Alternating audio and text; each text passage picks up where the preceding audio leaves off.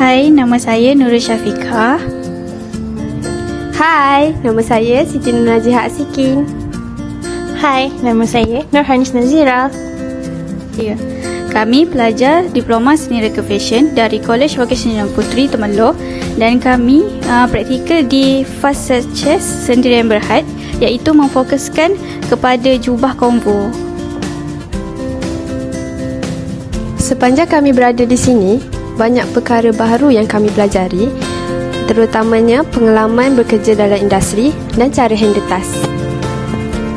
Environment dekat sini sangat supportive dan membantu kami untuk improvekan lagi skill kami dalam bidang kami sendiri.